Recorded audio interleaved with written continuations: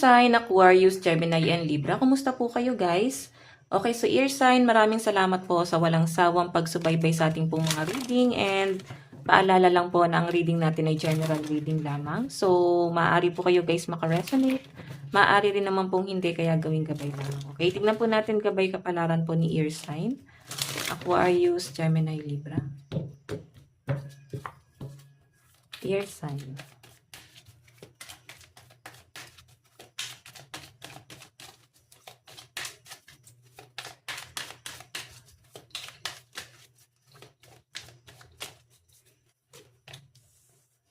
Queen of Pentacles.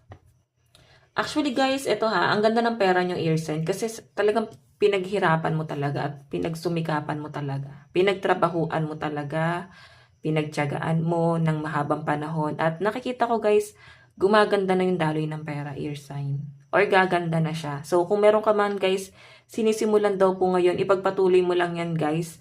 Kasi mukhang dito ka na mag-grow sa bagay na to. So, parang kailangan mo lang guys i-pursue yung bagay na yan. Tignan po natin. Meron po tayong 3 of Wands.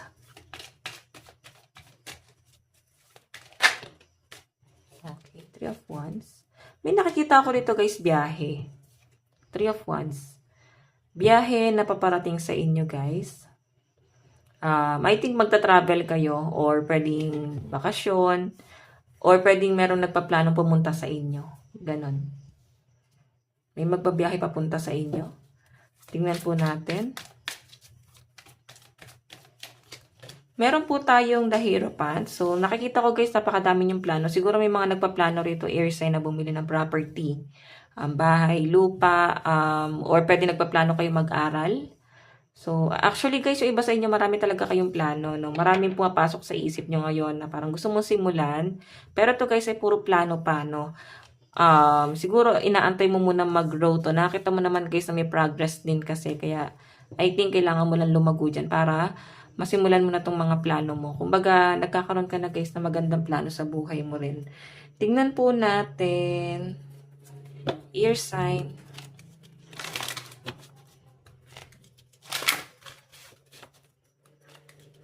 Ear sign.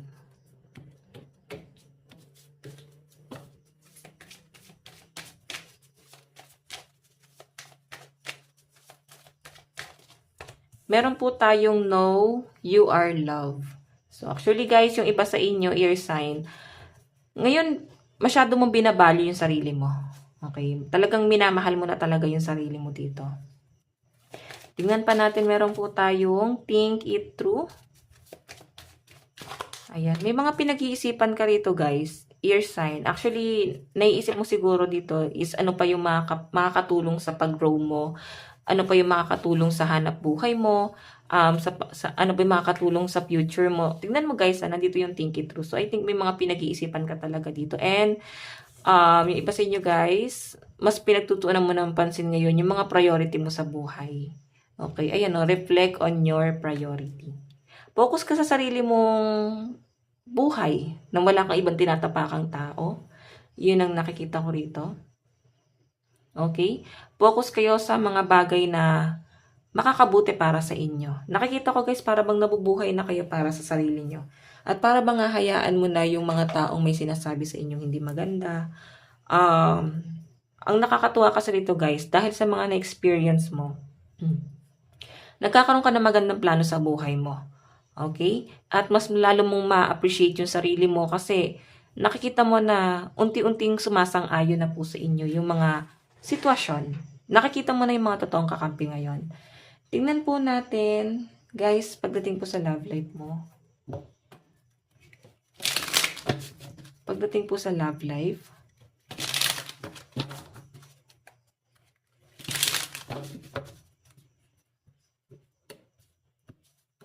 okay. Pagdating po sa love life,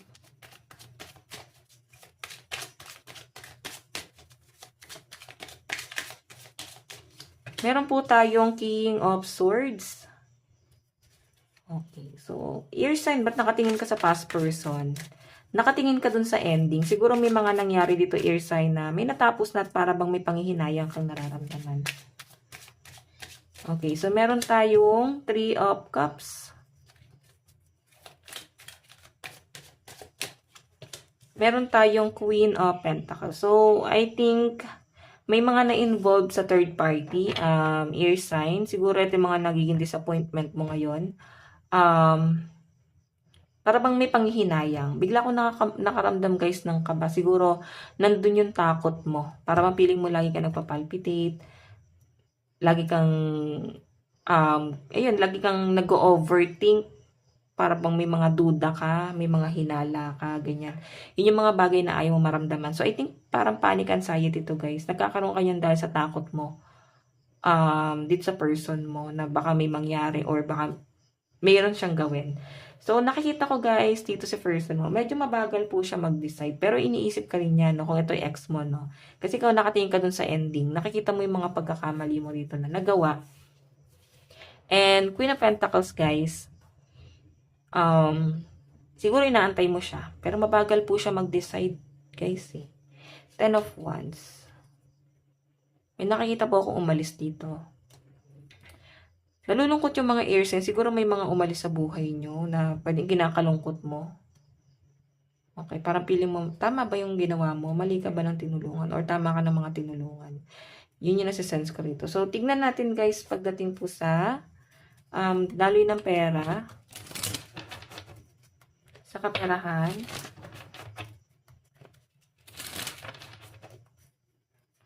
Sa daloy po ng kaperahan.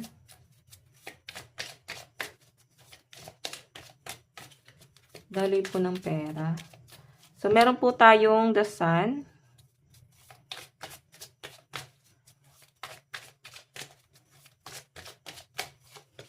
Meron tayong 9 of Cups. Meron tayong 3 of Cups. So, actually guys, yung daloy ng pera mo, with a fortune, nandun yung pag-overthink mo, no? Ano ka, may mga doubt ka pagdating sa stability mo. Nandun yung para bang naguguluhan ka pagdating sa ano yung magiging future mo. Stable ka pa rin ba? Or baka hindi na ganun guys ka-stable? Okay? Actually guys, marami pang offer sa inyo. Maraming opportunity ang paparating sa inyo guys. So parang i-grab mo lang na i-grab tong mga opportunity na to. Okay? Ayan o, the Sun. Okay? Grab mo lang yung mga opportunity na to guys. Kasi maganda naman yung nakikita ko na paparating. Okay? And I think, huwag ka na masyadong mag-overthink. Ayan o, death. Ending and new beginning. May natapos na po. Okay? So, maaaring ikaw, air sign, kung feeling mo may nangyayaring hindi maganda sa cycle mo. Okay? Para ba may hindi magandang nangyayari dun sa pamumuhay mo, sa pera mo, cycle, pwedeng dun sa circle of friends. Siguro guys, ito yung nagiging worry mo. Yung mga taong tinulungan mo. Okay? Kasi, pag-overthink guys sa Wheel of Fortune, may ending. So, may mga tinulungan ka siguro guys na parang piling mo, hindi ka na nilingon. Ayan po. So, tingnan natin guys, hindi mo na guys mapiplease pa yung mga tao kung talagang ayaw ka nang lingunin. Siguro kailangan na natin tanggapin. Ear sign na yun na po talaga yung nangyari. Tingnan po natin guys, advice. Meron tayong children. Okay. Meron tayong engagement. Oh. So, ear sign, nakikita ko siguro engaged kayo ng person mo at may mga anak kayo nitong taong to. Or pwedeng engaged pa lang, hindi pa guys, hindi na tuloy yung kasal, pwedeng may naudlot. Pero ayan guys, may nakita ko dito na para bang magre-reconnect ulit dun sa past person. Nakikita ko yung pagmamahal. Sabi ko nga kanina guys, may third party involved. Naguguluhan na naman kayo guys sa love life mo. Hindi mo alam ano yung gagawin mo. Sino pipiliin mo? Past person, new person. Okay? Tingnan natin ano bang inyong advice. Meron po tayong deep breathing. So, ayan. Hingang malalim. Hail, exhale. Kasi mas mainam yun guys eh. Yung mag-hail, exhale ka kasi nare-release mo yung mga toxins, mga doubt. Nakakatulong siya para kahit paano gumaan yung pakiramdam. So guys, ang lucky number mo is 19 and 42. Ito lang po ang inyong reading hanggang sa muli. God bless and love you all. Thank you.